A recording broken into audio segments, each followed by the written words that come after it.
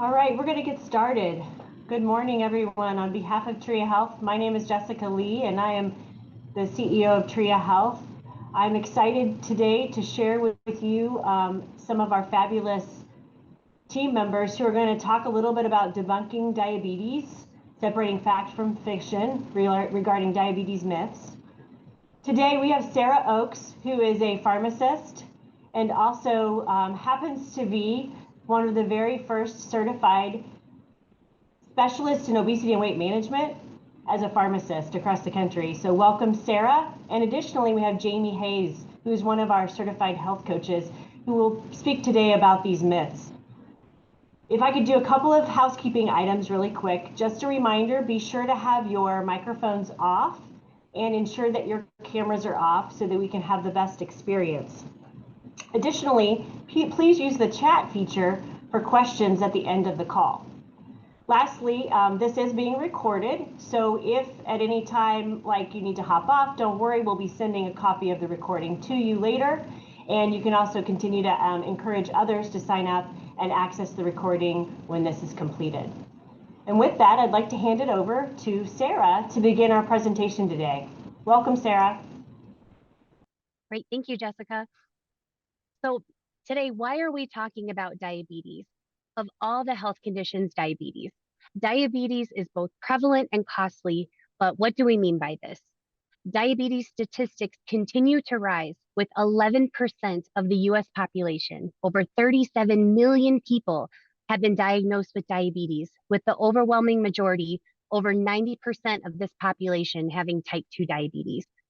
According to the CDC, diabetes is the most expensive chronic condition in the United States. But expensive how? US healthcare costs, direct medical costs, complications resulting from uncontrolled diabetes, Medicare, reduced productivity, the list goes on. According to the American Diabetes Association, or the ADA, total costs of diagnosed diabetes have risen 26% over a 5-year period, from $245 billion in 2012 to $327 billion in 2017, the most recent time that a cost analysis was last examined. We know diabetes is widespread and expensive, but what else do we know? Diabetes is a complicated chronic disease where the body is no longer able to regulate blood sugars due to several underlying issues, including modifiable and non-modifiable risk factors.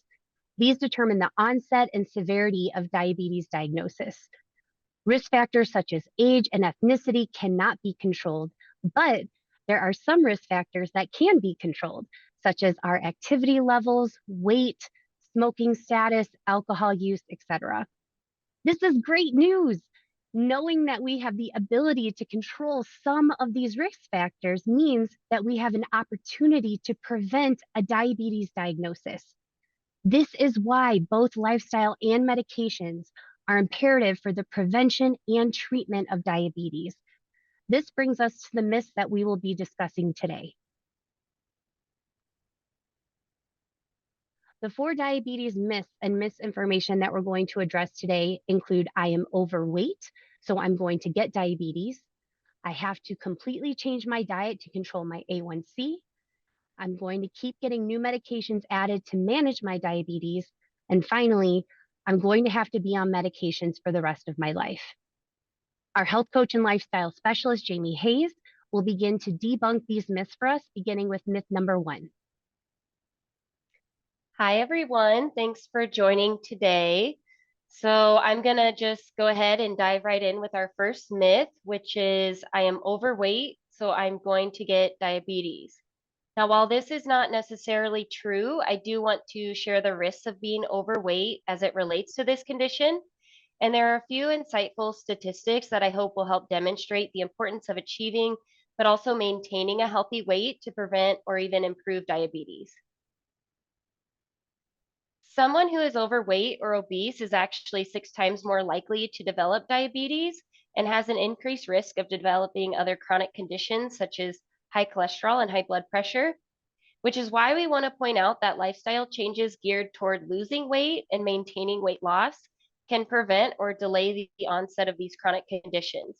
It's important to equip our patients with this knowledge so they have some control over their health outcomes. Now, if no intervention takes place during the onset of these common conditions like diabetes, this can eventually lead to more severe outcomes such as cardiovascular disease or even kidney failure. But it's also important for patients to understand that a weight loss of just 5 to 10% of body weight, which by the way, for a 200-pound person is just 10 pounds. And this alone has a significant impact of lowering A1C and also slowing down the progression of long-term complications from diabetes. Now, from my perspective, one of the most rewarding aspects of being a health coach is being able to empower patients to take control of their health, put them back in the driver's seat with the education that we can provide.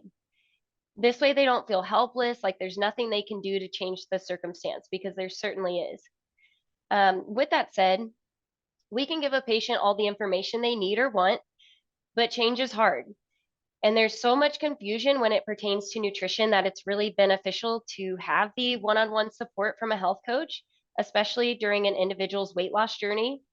And this collaboration between coach and patient helps offer encouragement, provides useful resources, might give them that reassurance they may need, but also holds them accountable so they can successfully follow through on their goals. So this leads to our second myth, which is I have to completely change my diet to control my A1C.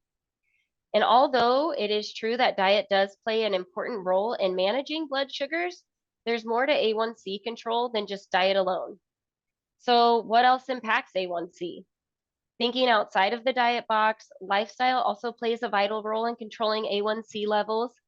This could be anything relating to stress management, activity levels, and even the amount of sleep someone gets.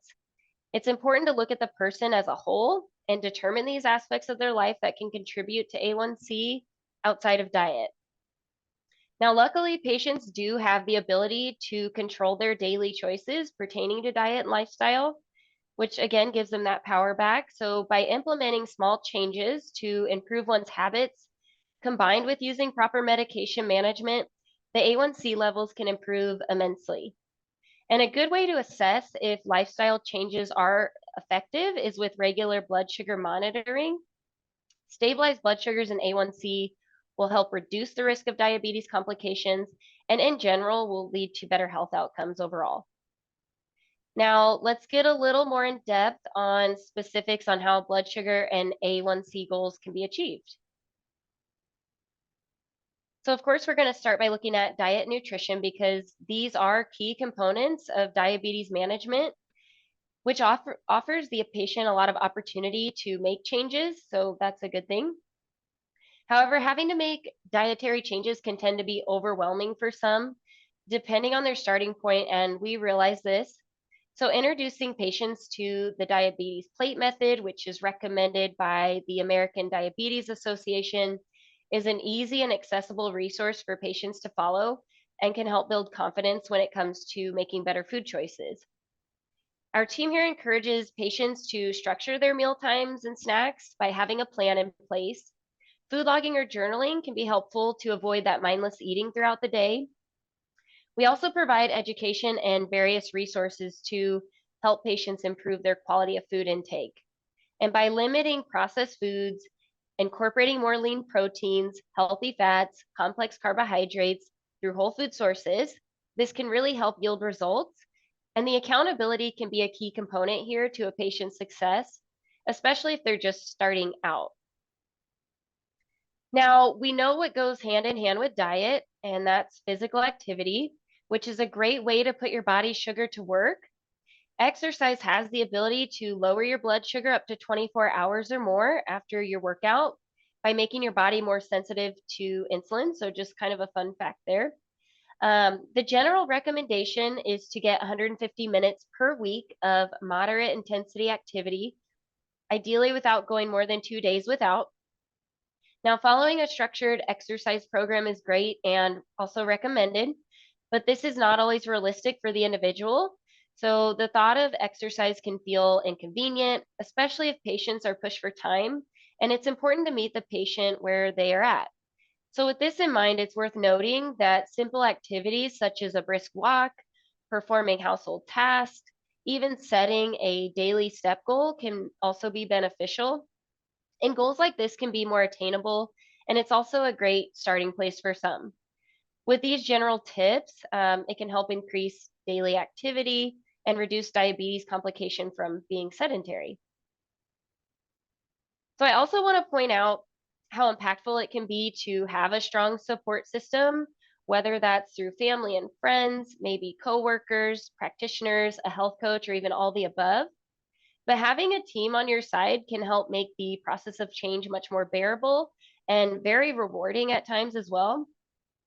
That feeling of accomplishment and success goes both ways with a patient and coaching relationship. And I can tell you from personal experience, and I'm sure many of us could, that we genuinely get just as excited when we notice progress as the patient does. So, for instance, with our weight loss program, patients sign up with the intention of solemnly losing weight, but with the weight loss comes so much more. So, not only do we look forward to the weigh ins, but also hearing about their lab work at their recent doctor appointment, which is a huge success. But even if the patient struggles to make change, we see this as an opportunity to try and re engage them, maybe try a different approach, brainstorm ideas, and really find what works for them as an individual. So, again, meeting them where they're at is so important. And this is where the true benefit can lie with working with a health coach. And lastly, I'll just touch on medications here briefly. So, these can be a necessary tool to help lower blood sugar and A1C. And taking medications as prescribed is important to reach blood sugar goals to manage your diabetes. Assessing limitations to taking medications, such as cost or side effects, is important, especially when determining the right medication, looking at what medications are right for the patient and at what dose. Lastly, looking at the medication impact on blood sugar lowering through blood sugar monitoring is a useful tool for patient success. But I'm going to let Sarah go more into depth on medications as she's our expert, and also let her address our last two myths. So thank you for letting me speak. And Sarah, on to you. Thank you, Jamie. As you saw on the last slide, there are several ways to achieve your blood sugar and A1C goals with proper nutrition, physical activity, and medications. And this brings us to myth number 3. I'm going to keep getting new medications added to manage my diabetes. If lifestyle changes were not effective, addition of medications may be necessary, beginning with metformin. There is a reason that metformin is recommended as first-line treatment for type 2 diabetes. It is inexpensive, helps with blood sugar lowering and A1C lowering. Metformin is clinically established and evidence-based, being in several clinical trials with proven long-term risk reduction of diabetes-related complications, such as diabetic retinopathy, neuropathy, and kidney damage. But as we said before, diabetes is a complicated disease and is normally accompanied by other chronic health conditions, such as hypertension, high cholesterol, and obesity, to name a few, leading to piling on of multiple medications. The ultimate goal of diabetes treatment is always to use the fewest medications at the lowest effective dose. We want to minimize the piling on of medications, which can be expensive and overwhelming for the patient. Medication therapy should be based on the whole person, discussing their goals and preferences. Healthcare providers should consider other chronic health conditions when determining the most appropriate medication regimen, because not all medications are appropriate for every individual patient. For example, GLP-1s such as Ozempic and SGLT2 medications such as Jardiance and Invokana. These medications are most appropriate for patients diagnosed with comorbid conditions such as cardiovascular disease, chronic kidney disease, and obesity, not at the onset of a diabetes diagnosis. GLP-1 medications would not be the first choice of medication in a patient with newly diagnosed type 2 diabetes that has had weight loss success with their lifestyle changes.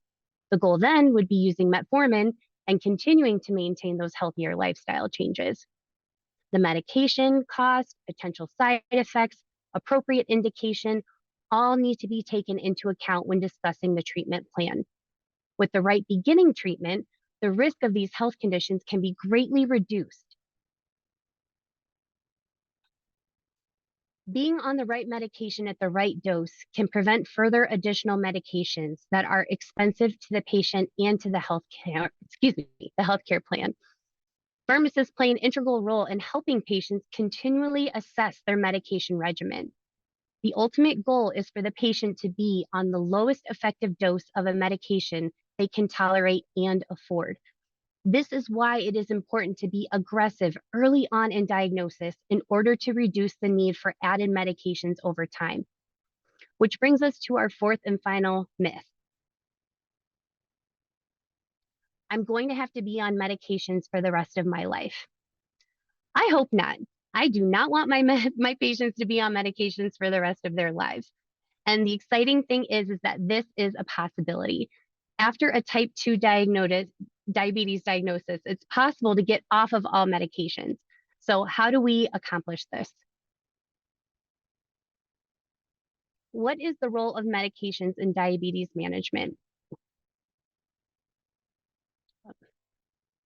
Medications may be necessary if lifestyle changes are not effective, but this does not mean lifelong use. Medications are a tool to help control blood sugars in addition to lifestyle changes. They complement each other. It is crucial to continually assess a patient's medication regimen. Is this drug, dose, frequency appropriate based on the most recent blood sugars and A1C results? This is why frequent and regular monitoring of blood sugars and A1C is so important. Self-monitoring of blood sugars at home is a great educational tool for patients to make real-time diet and exercise changes to better manage their diabetes and be able to avoid adding more medication. In fact, we support the opposite. We want patients to take less medications, or phrased in another way, medication de-escalation. Medication de-escalation is the lowering of the dose or discontinuing of prescription medications. We can achieve this by continuing to have the conversation, continue to discuss and assess lifestyle changes. What improvements can be made? Is this practical? Is this sustainable? Tria Health pharmacists are trained to help patients see the importance of proper medication use, how to reduce doses appropriately, and when they should discuss discontinuation with their healthcare provider. Tria Health coaches are here to help patients set goals for their diet and meet those goals to achieve their optimal health outcomes. And this is a collaborative effort between the patient and healthcare providers to put together the best and most realistic plan for optimal diabetes management. Diabetes remission is a new term that is defined as an A1C being less than 6.5 for a minimum of 3 months after discontinuing all diabetes medications. Remission being the key term here because diabetes cannot be reversed, it cannot be cured. The underlying pathophysiology may be improved, but lingering effects can potentially come back. Diabetes remission is possible. With appropriate treatment and lifestyle changes, patients are able to reduce or even stop their medications completely and achieve diabetes remission. This is so exciting because the majority of my patients are not even aware that diabetes remission or getting off of all their medications is an option. We are having these discussions regularly, and patients knowing that this is a possibility is a very real and motivating factor for them to activate these lifestyle changes. Today, we have reviewed 4 diabetes myths and how to address them. We've discussed the importance of lifestyle in conjunction with medications to help control blood sugars, prevent long-term complications, and create sustainable health outcomes for our patients. I will now turn it over to Jessica to discuss Tria Health's approach to diabetes management. Thanks, Sarah and Jamie. You guys did an excellent job illustrating some of the key components that are integral to managing diabetes. Obviously, one of the things that's really important here at Tria Health is that we're focused on ensuring that we're modifying our plan depending on each individual person's healthcare journey. Each journey is unique, and so having a pharmacist understand medications, along with using the wealth of knowledge from our health coaches and individuals, experts who are understanding nutrition, it's really important for us to understand how to start the approach for each individual. Sarah, if you flip to the next slide, it will show clearly sort of the path that happens for an individual, and you can see how uniquely different it can be for each person. For example, a member with diabetes may need to monitor their blood glucose clearly, as evidenced by what we learned about today in this discussion. But they may or may not need to manage their blood pressure at this time. Whereas some individuals may need medication and a conversation around medication, some people may just need to have a clear path towards diet and exercise. The key component is that we're uniquely designing what plan is right for each individual. We're combining a combination of understanding what it means to do non-pharmacological changes to your lifestyle along with medications.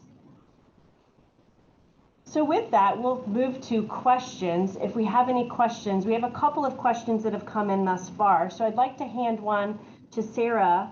If you have any questions, please put them in the chat. We would be happy to answer them while we have these experts on for us. Sarah, if you could please talk to me a little bit about how the best way to coordinate technology into the care of a diabetic. Sure, great question. So there are a lot of technology options out there today. There's CGMs. At Tria, we offer a smart blood glucose monitor called iGlucose. This is a way that we provide smart messaging, and we can get up-to-date readings for our patients. We also have a help desk available, so if there is a blood sugar level that's consistently too high or too low, we are able to reach out to the patients very quickly and just reach out and say, is everything okay? We noticed your blood sugars were here. And then just go over what caused this. And most importantly, how do we prevent this from happening again? So that's the way that we do that. And it's been very successful. And our patients have been very appreciative with that use of technology to help with their diabetes. Jamie, tell us a little bit about how you guys in the health coaching world utilize any type of information from individuals through technology.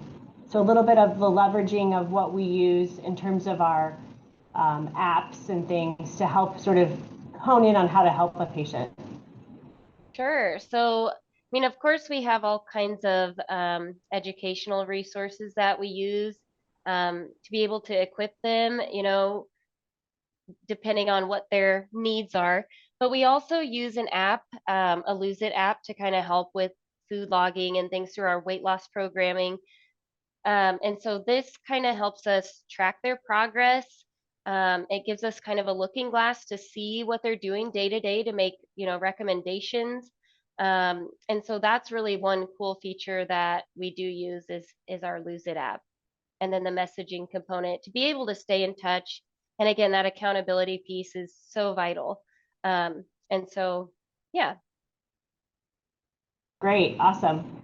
So, so as I'm sure everyone's been wanting to ask the question regarding sort of the GLP-1s and the landslide of conversation around Ozempic and Wegovy.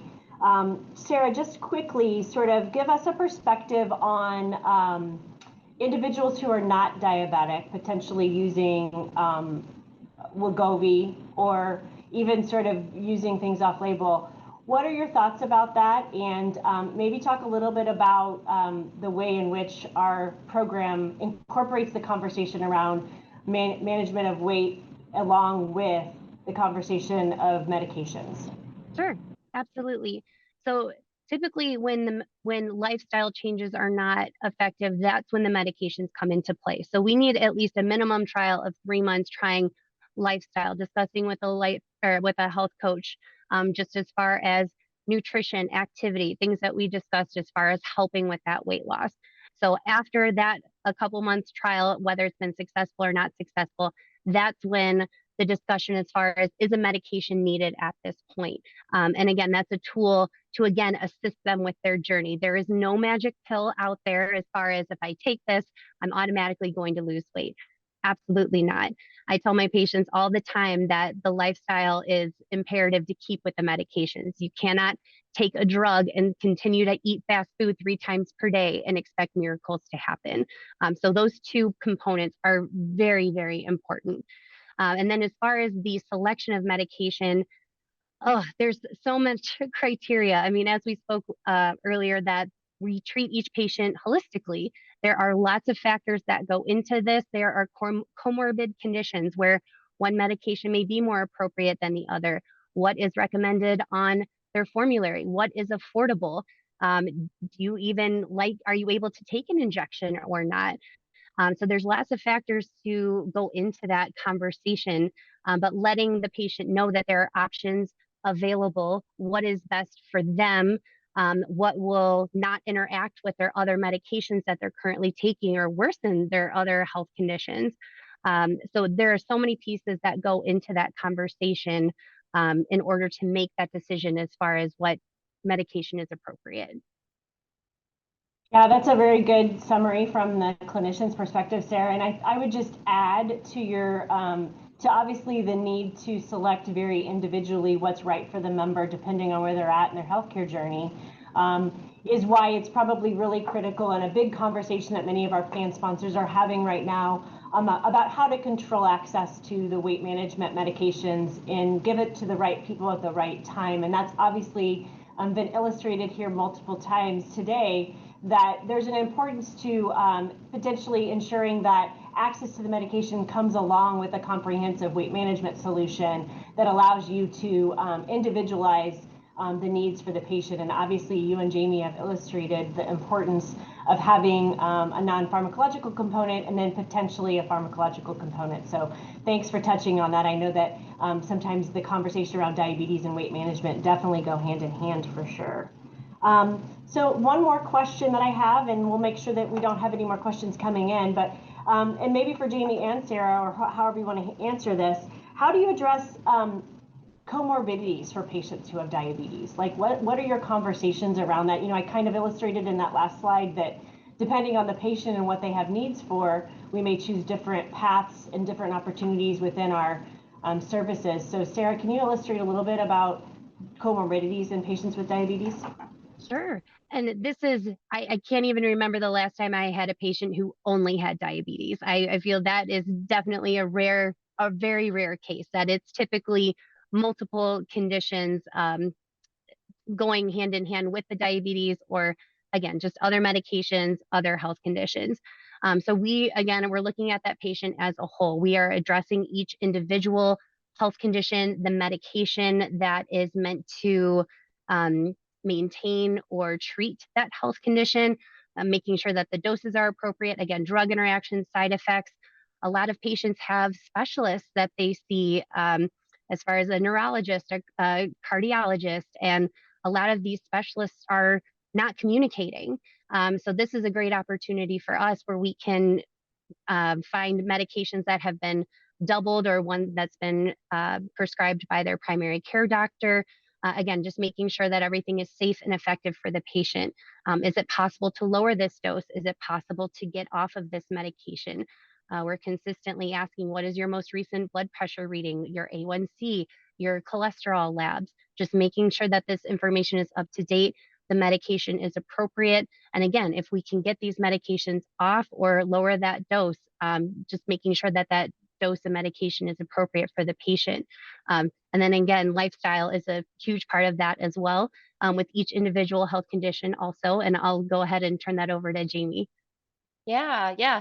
So without trying to be too simple, I mean, a lot of the conditions, including diabetes, like we talked about in depth, but also the other comorbidities, generally, like going through the Choose to Lose program, for instance, with that intent to lose weight, to change your lifestyle, to build good habits, stay hydrated, maybe sleep better, stress management. There's all these things that we can do outside of medication as well to help patients be successful. And kind of thinking back to, again, like, when there's, we look at weight very closely, but with that comes so much more. So many times from patients we're working with, they're like, well, I just had a recent doctor appointment and my labs are down. My weight didn't change, but like my labs are great. My doctor was so happy. And that to me is more rewarding than, a number on the scale. And so it does just kind of show you that diet plays a huge role, and just having that awareness through maybe the food logging, or, you know, with the information that we provide in terms of looking at quality of food intake, a lot of things can improve. And so I could keep rambling here, but, you know, I think that just kind of going back into what Sarah was saying with lifestyle, there's so many aspects, and it does come down to the individual and maybe what they need. Um, but lots of different avenues to go down for sure, and progress to be made. So. That's so good. You illustrated that conversation about the small wins sometimes being bigger and different than the weight. Obviously, being able to get off blood pressure medications and things like that can be huge wins for people as well. So thank you both, Jamie and Sarah, for joining us today. And thank you all who joined us on the webinar today. If you have any questions or want to learn more about how Tria Health is helping plans and their members with medication-related concerns, please feel free to contact us at sales@triahealth.com. And we all wish you a happy Wednesday, and thank you very much for joining us.